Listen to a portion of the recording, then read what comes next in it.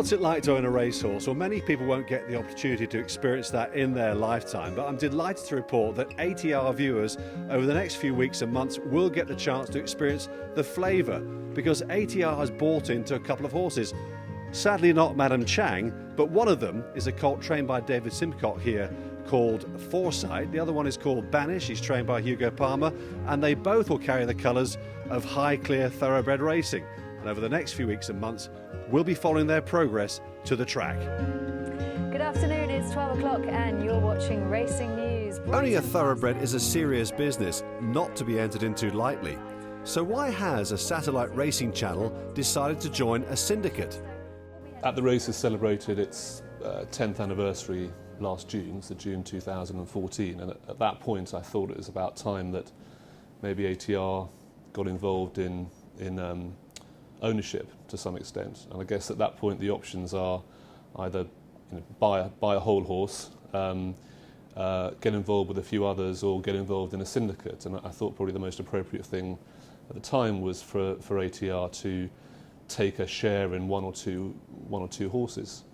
And I suppose the objective really was firstly to give the staff here a bit of interest in racehorse ownership, because we're all massive racing fans. We love the sport, and of course, you get a bit deeper into it if you've got an interest in a horse directly. And secondly, I think it was an opportunity really for us to show our viewers, and we've got 2.5–3 million different people come to the channel every month, to give our viewers a sense of what it's like to be an owner of a horse and the journey that you go through from when you first get involved in a horse or buy a horse to throughout hopefully its long and successful racing career. And who better to go into business with than Highclere Thoroughbred Racing, one of the leading syndicate companies in the world. Harry, when you founded Highclere back in the early 1990s, did you ever see that it would become quite as big as it has done all these years later? No, I don't think so. I think it was absolutely hopeless. I had no proper business plan. Well, I thought I had, but it was so bad that the banks didn't give me any backing to begin with. And then I managed to get my act together on that front. But no, you hope for the best, and you're so excited. I think we started with 5 horses, a 3-horse syndicate and a 2-horse syndicate, and it sort of went from there.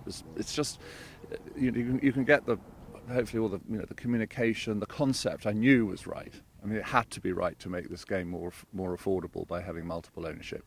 But you've got to have the good horses to go with that. And John Warren's produced this sort of amazing array consistently, sort of pretty much every year since. I think it's great from ATR's point of view we've got involved with this. I must admit, I've always felt as though Highclere was out of reach for most people, but I know we've come in at a pretty low level here, which is great. But it isn't. You don't have to be a millionaire to be involved here, do you? Never have been.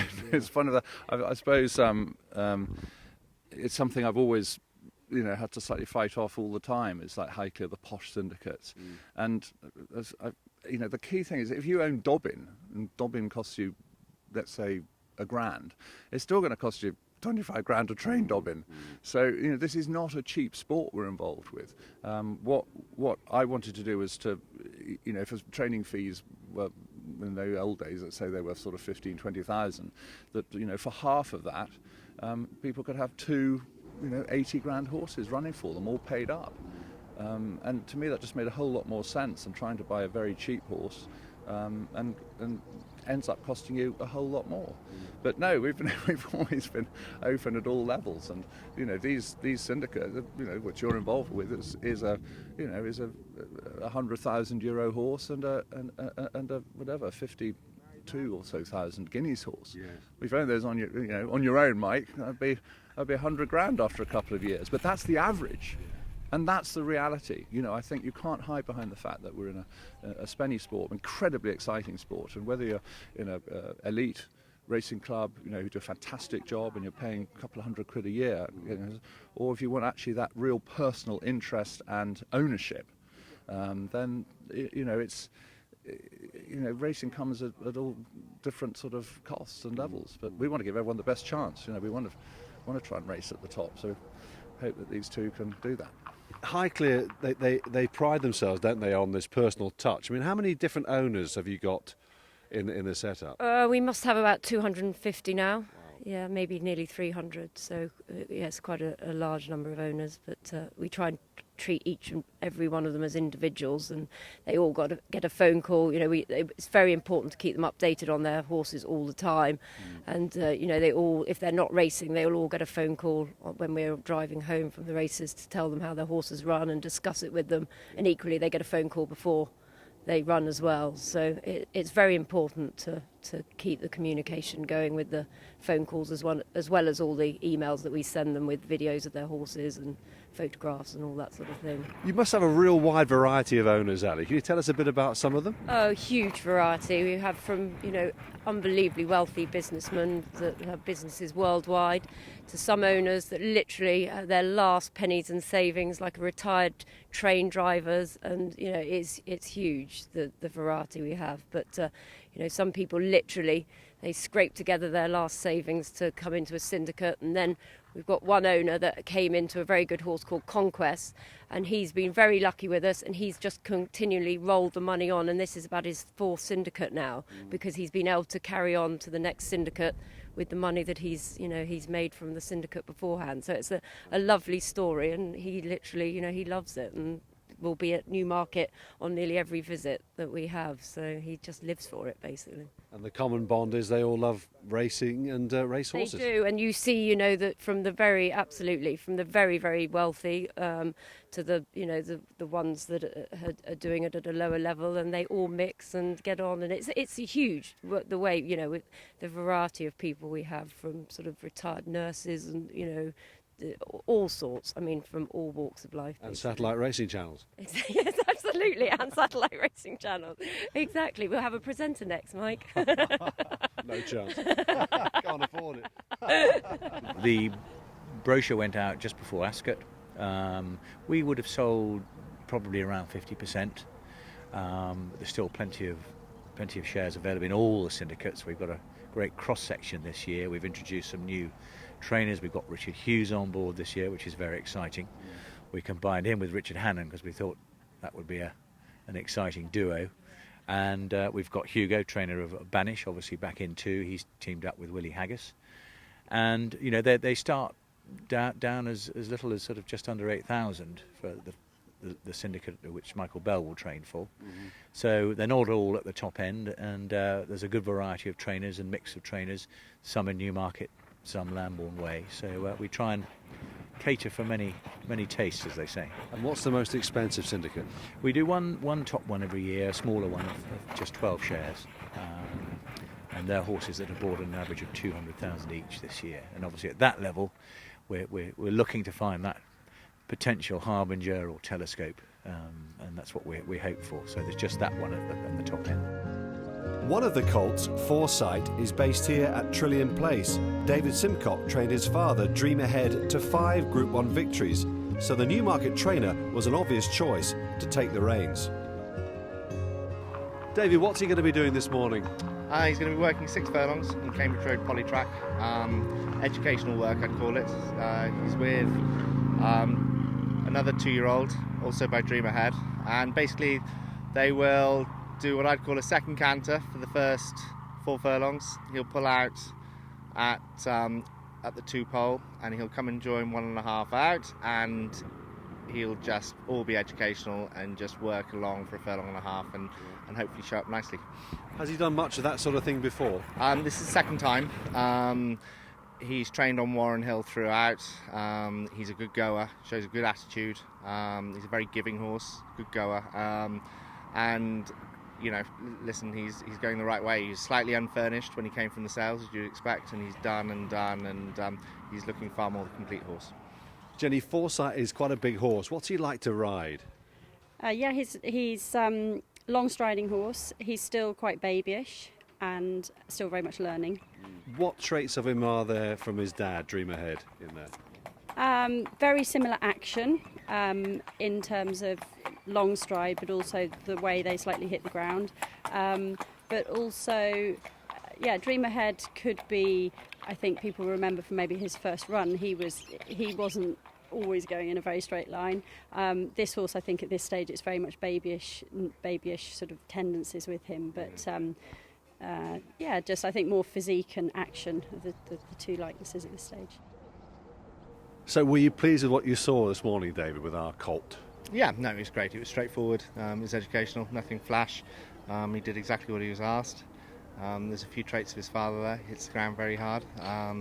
What was nice is when he changed legs, he went again, and as the third horse came up to him, it gave him a little bit more impetus, and no, it was pleasing. As things stand, how far away is it before we see Foresight on the track? I'd say we're looking at September time. He's a horse that's furnishing all the time. He's changing in shape.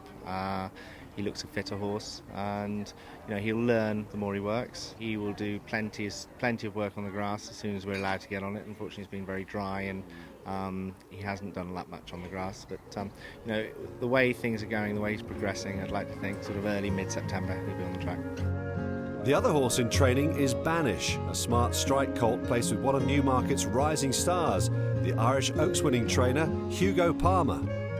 Hugo, how's Banish been doing, and what's he doing this morning? Banish has been doing absolutely fantastically. I've been really, really pleased with his progress. Annoyingly, though, he decided to have a little cough yesterday morning, so we've had a good look inside his throat, and he's slightly inflamed, a bit of mucus there. So he's going to start a course of antibiotics for 5 days. Just means that we won't put a lot of pressure on him for the next week or 10 days, which is annoying, but it's just, there are many more annoying things with horses. The great thing is that everything he's done for the last 2 months has been steady progress, and he's really impressed me. He was ready to do a fast piece of work at the end of this week, and I was really looking forward to it. The annoying thing is that he can't, but I've still got something to look forward to. On a principal level of breeze-up horses, how do you find they differ when you get them in the yard to those that are bought straight from sales? Well, interestingly, Banish differs enormously from every other breeze-up horse that I've had. I've been very lucky from the breeze-ups. My first horse, Making Eyes, was a breeze-up. She won 2 listed races. Short Squeeze has been a good horse for us, who's rated 110. New Providence, who's won 2 Group 3s, was a breeze-up. We've been really lucky with the small sample. All of those horses have had a kind of stain on their character. They've been a bit keen in their races or a bit quirky to train. So far, we haven't found that stain with Banish. He's been very, very straightforward, laid back, relaxed, and perhaps it'll appear when he's fast to work or on the track. But so far, we haven't found that little mark on his record.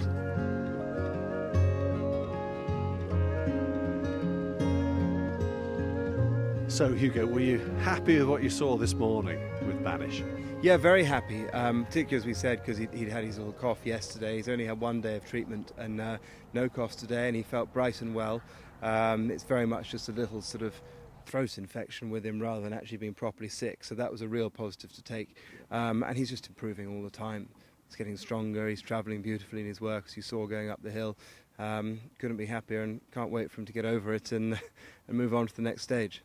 And because you've made such a great start with your 2-year-olds, you can almost get a sort of a guide as to where he is in the pecking order eventually, I guess. Well, eventually. I don't have that guide at the moment, other than the fact that I like him. But he'll work with similar horses, and we only really find out where they are on the track. It's very dangerous to try and put too much store at home on their homework, but he'll be asked to work, and most of that will be about educating him so that when he goes to the track he can do his best.